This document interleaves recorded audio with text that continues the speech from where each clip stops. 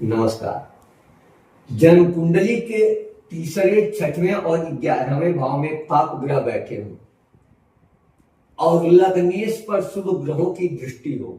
बात को समझिएगा, बहुत सरल सूत्र है, एकदम आसानी से समझ में आएगा। जन्म कुंडली के तीसरे भाव में, छठे भाव में और 11वें भाव में पाप ग्रह अथवा पूर्व ग्रह बैठे हो। तो जैसे मान लीजिए पूर्व ग्रह में और पाप ग्रह में आ गए राहु, शनि, मंगल, सूर्य, ये पूर्व ग्रह में आते हैं। तो मान लीजिए आपके तीसरे भाव में राहु बैठे हो, छठे भाव में शनि हो, 11वें भाव में मंगल हो और लग्नेश पर शुभ ग्रहों की दृष्टि हो, तो ऐसा जातक राजनीति में मंत्री पद प्राप्त करता है।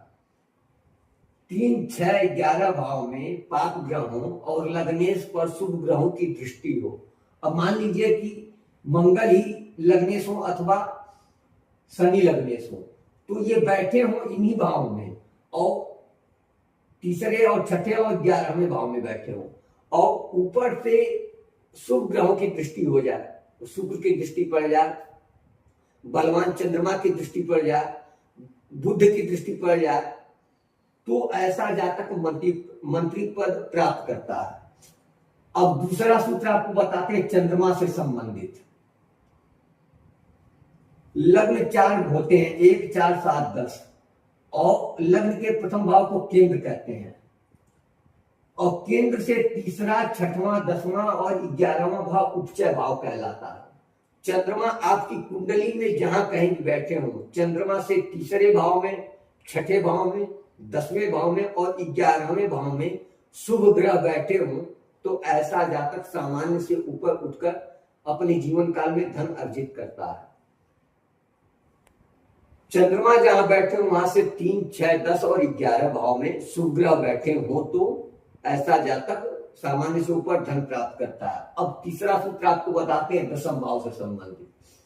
यदि कुंडली के दशम भाव में, जो कि कर्म भाव कहलाता, उसमें कोई ग्रह ना हो तो ये अच्छा नहीं माना जाता और ऊपर से उस पर किसी की दृष्टि भी ना हो तो ये और भी अच्छा नहीं होता। ऐसा जातक अकर्मण्य हो जाता है, वो कुछ करना नहीं चाहता, उसके अंदर कुछ करने की इच्छा ही नहीं होती है। और यदि दशम भाव में मान लीजिए कोई ग्रह ना होने से बेहतर है कि उसमें नीच का ही ग्रह बैठा हो, परंतु दशम भाव में कोई ग्रह होना अवश्य चाहिए।